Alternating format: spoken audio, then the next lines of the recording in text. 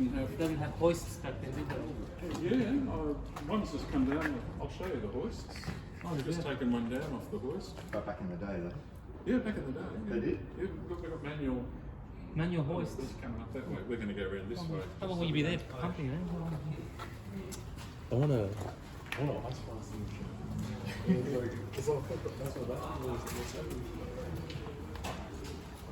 We'll have a look at some of those bigger trams down here.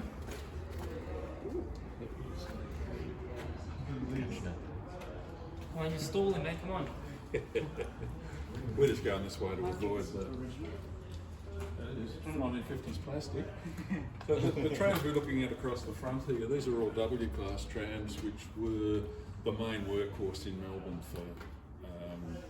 from 1924 through to 1956 was when they were building them, and they finally started replacing them in the 1980s. So is this a GM one? Oh, no, you said no, GM. Yeah. We don't have any of the GM. They only made maybe 20.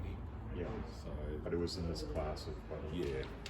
And in this class, there were 10 or 12 variations.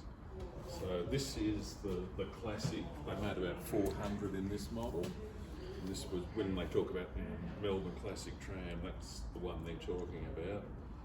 Then they experimented with the black one there, which would have been green in its day, but it's a wider body tram, and they're experimenting with bigger wheels and wider bodies. Not very successful, so they only made 5 of them. They didn't need the demand, or The drivers didn't like them because of the wider body. They couldn't see the people on the steps.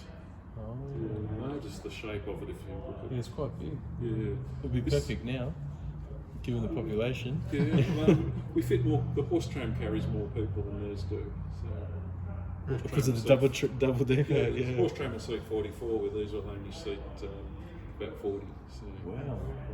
it's interesting. And this one's one of the original. This was an original Melbourne tram. This is a 1940s model, and this one was converted to a restaurant car in the 1980s. I remember one of those ones. I did. Didn't you do a dinner Yeah, at I did Dale? dinner. Yeah, you may have done it on this one. Oh, maybe. And we've got the only one still working, so You know what? There you go. I probably did. yeah. I think that one I was brown. I think. Yeah, they were in sort of an Indian red colour. Yeah. Yeah, that's interesting. We've painted this one blue. Do they still do that? In Melbourne? Yeah, no, they still They, I'm lucky I did it. yeah, they got, the trams had to meet a certain safety standard in Melbourne, particularly for dealing with side impact. And they were told to strengthen all the tram bodies, get them redone, and the restaurant company sort of went, yeah, nah. And then the safety regulator stepped in and said, oh, off the road. And then they went to the government saying, oh, you've got to give us new trams. And the government said, yeah, we can give you one. And they said, well, we need 3. And they said, well, you'll have to wait. Then We're before doing the you same one as wanted you. to deal with it and didn't. Yeah.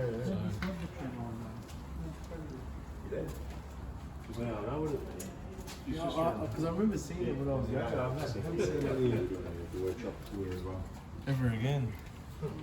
Yes, this probably was the tram I went on. How cool is that? Lucky I was on one. Yeah, I know. I don't remember. How did you remember? He was excited. He was excited. I always missed it, remember? This one. oh, that one, yeah, they got hit by a cement mixer.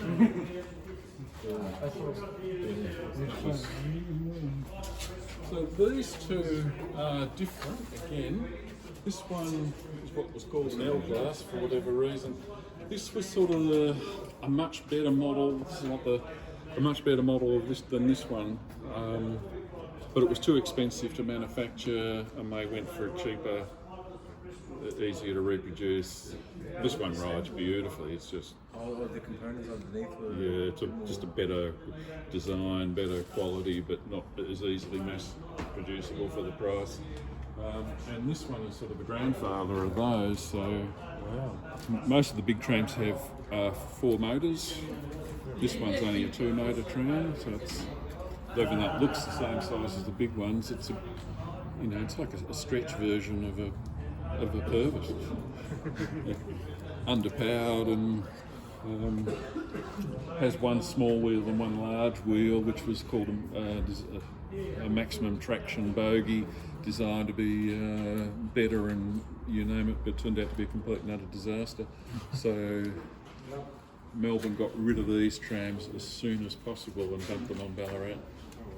I can't believe Ballarat was meant to get the tram first. Like that's Yeah, they wouldn't. Had to wait for an act of Parliament, and the Parliament wouldn't pass it until Melbourne was ready to put trams in. crazy. It's like I'm like, could you When you live in Ballarat, you're used to that sort of thing. it's like how much more advanced did they have? Yeah. Like had they not? I had to wait. It was the same thing with steam trains as well. Like just have the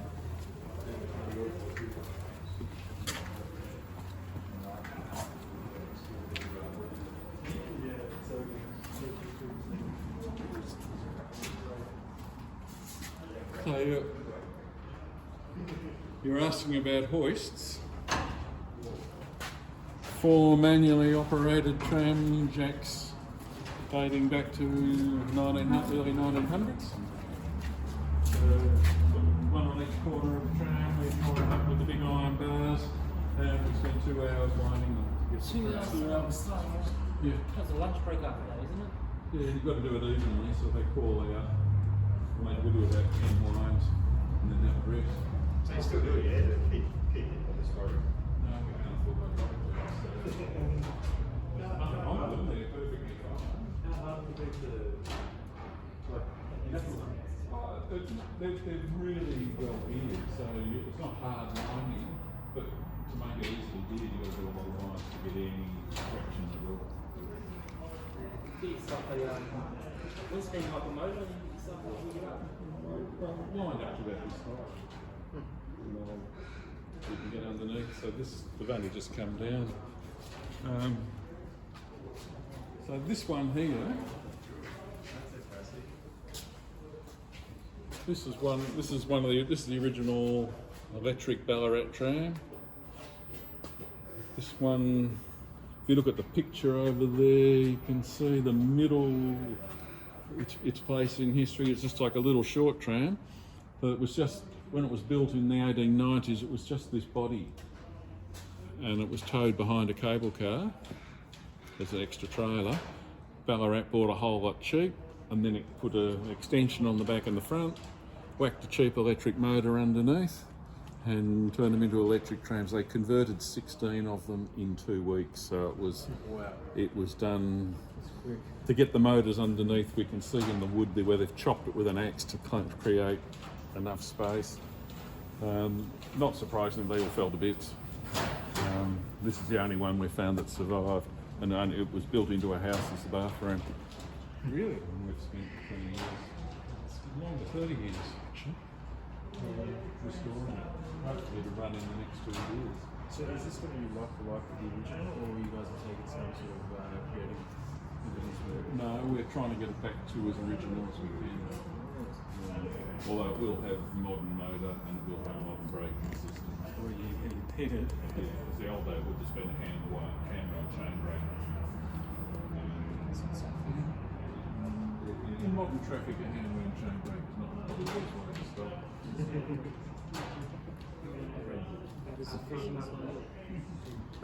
They stop you all right, but you've got to work for it. Yeah. That's how they used to do it.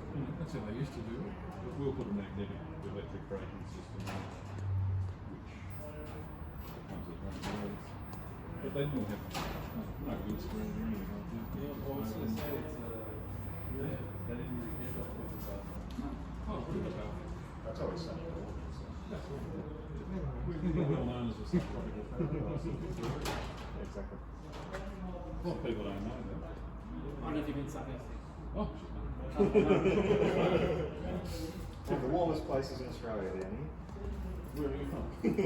Melbourne. It snows here, doesn't it? Yeah. Okay, so you have been sarcastic. Well, It's a lot. every summer. Because he was going with it, you're going with it. He's pretty enthusiastic about it. Yeah, we're about 700 metres higher than Melbourne, so that puts it on into I'm swimming in the lake. They've just got the sign up saying don't swim because they don't want to take responsibility if you get standing on a broken glass or a blue ring.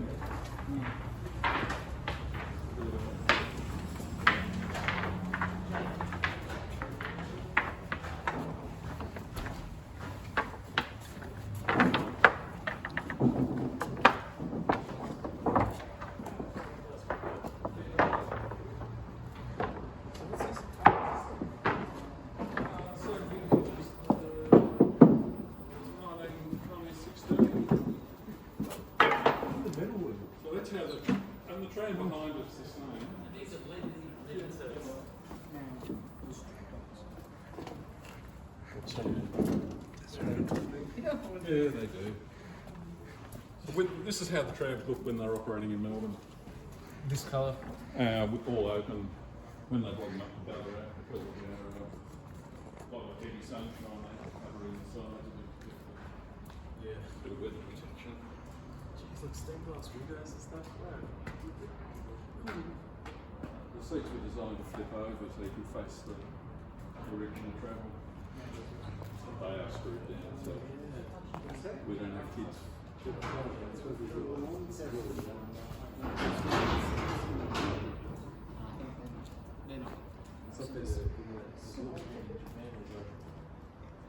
The train's gone and I'm sitting facing that way, but everyone else is facing that way. Must be just my seat. It was also actually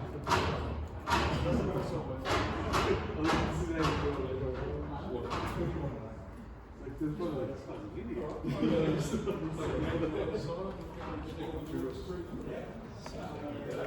The occasion.